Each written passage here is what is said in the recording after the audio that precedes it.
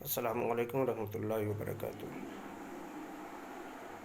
اس سے قبل میرا ایک ویڈیو لاک ڈاؤن اور جمعہ کے حوالے سے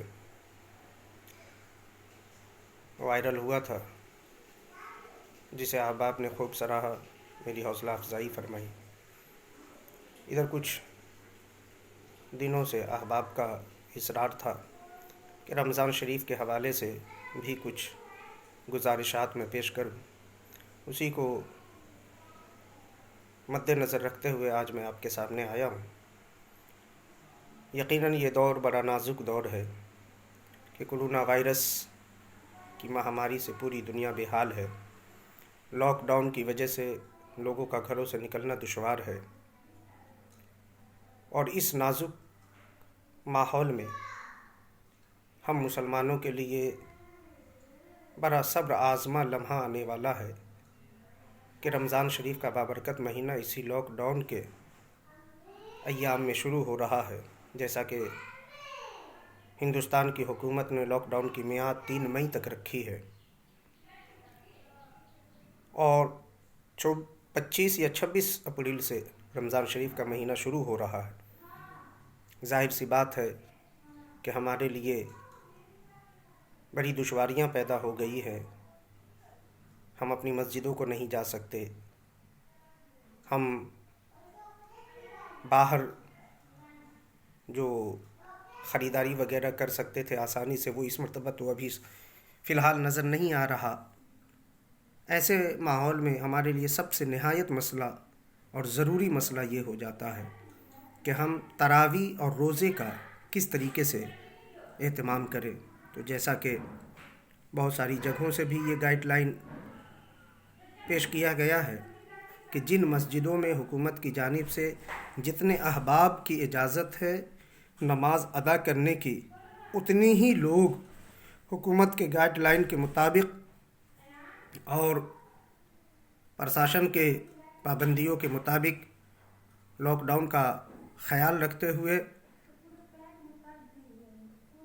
مسجدوں میں نمازیں ادا کریں، باقی لوگ اپنے اپنے گھروں میں نماز ادا کریں۔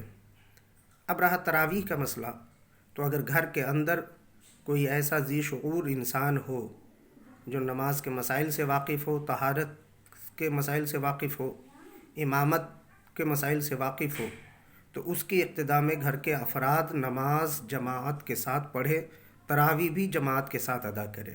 یاد رکھیں، گھر کے باہر کے لوگوں کو اکٹھا کرنے کی ہرگز ضرورت نہیں ہے، بلکہ گھر کے لوگ ہی، گھر کے افراد مل کر کے جماعت کے ساتھ ادا کر سکتے۔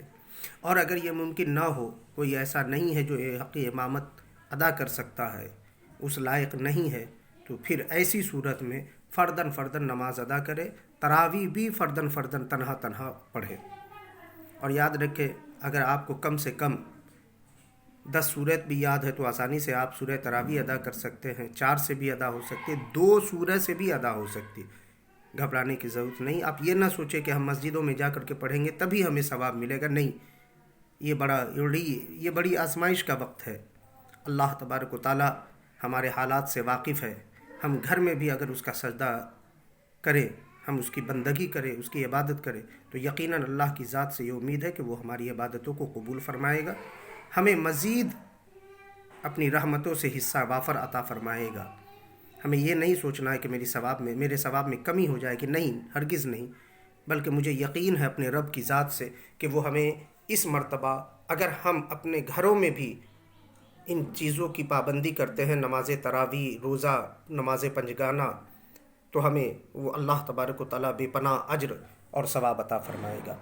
دوسرا مسئلہ جو نہایت ضروری ہے وہ یہ ہے کہ میں اپنے تمام احباب سے یہ گزارش کرنا چاہتا ہوں کہ آپ 3 ہمارے سامنے ضروری اور بنیادی مسئلہ ہے۔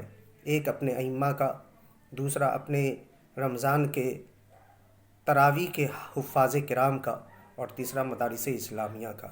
آپ سے جہاں تک ہو سکے آپ ان کی مدد کریں، آپ ان کا خیال رکھیں۔